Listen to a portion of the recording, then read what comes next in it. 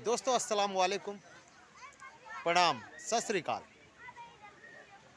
दोस्तों आज सुबह मेरी मुलाकात एक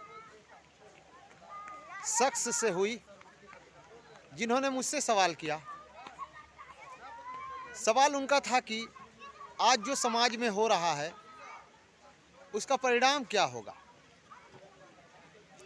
जवाब मेरा था, गीता में भगवान श्री कृष्ण कहते हैं कि जो कुछ हो चुका है ठीक, और जो होगा वो बेहतर होगा,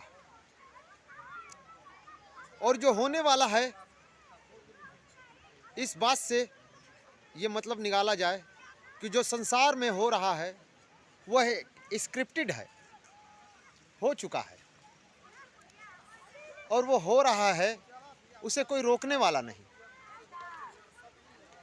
आपको इस बात पे मैं बताता चलूं कि भगवान श्री कृष्ण के पहले ही आकाशवाणी हो चुकी थी कि हे कंस, तुझे देवकी का 8वां पुत्र मारेगा, तेरे साम्राज्य को विध्वंस करेगा। और इसी तरह से मैं आपको बताता चलूं कि शुद्धोधन को भी ये खबर हो चुकी थी कि उनका पुत्र जो होने वाला है वो सन्यासी, एक साधु बनेगा। लेकिन इस बात को झुठलाने के लिए शुद्धोधन ने अपनी पूरी ताकत लगा दी कि मैं अपने बेटे को सन्यासी नहीं होने दूंगा। और इसी तरह कंस ने भी अपनी पूरी ताकत लगाई, अपना पूरा जोर आजमाया कि मैं इस ईश्वर की लिखी हुई कथा को झूठ कर दूंगा, ख़त्म कर दूंगा। और उसने अपना जोर आजमाया, ये किया कि उसने मथुरा में जितने बच्चे जन्म लेते थे सबकी मृत्यु करा देता था।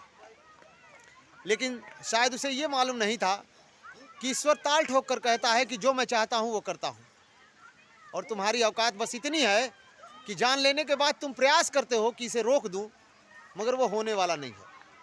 मैं जो चाहता हूँ करता हूँ, और तुम जो चाहते वो नहीं कर सकते। इसलिए तुम्हें चाहिए कि जो मैं कहता हूँ वो तुम करो। आप देख रहे हैं कि आज की जो सामाजिक व्यवस्था है वो ये चाह रही है कि मैं इस संसार को मुट्ठी में ले लूँ, इस समाज को मुट्ठी में ले लूँ और जो चाहूँ वो करूँ।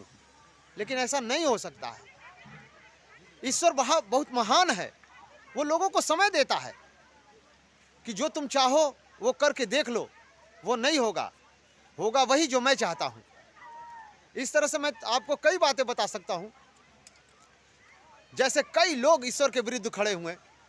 इसी तरह से आप इस्लामिक शरीयत में जाइएगा तो वहाँ भी यही हुआ।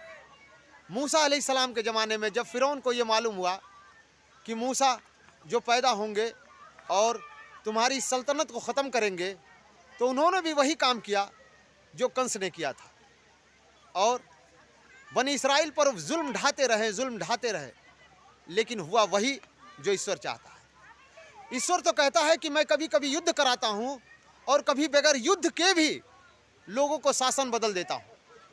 जैसा कि आप देख सकते हैं मूसा अलैहिस्सलाम के ज़माने में जब समुंदर 2 फाड़ हुए और बनी इसराइल उस समुंदर को पार कर गई, और फिरौन ने कहा कि देखा समुंदर भी मुझे रास्ता दे रहा है। लेकिन जब समुंदर के बीचों बीच फिरौन पहुंचा, फिर समुंदर के दोनों किनारे एक दूसरे से मिल गए और वो गर्क हो गया।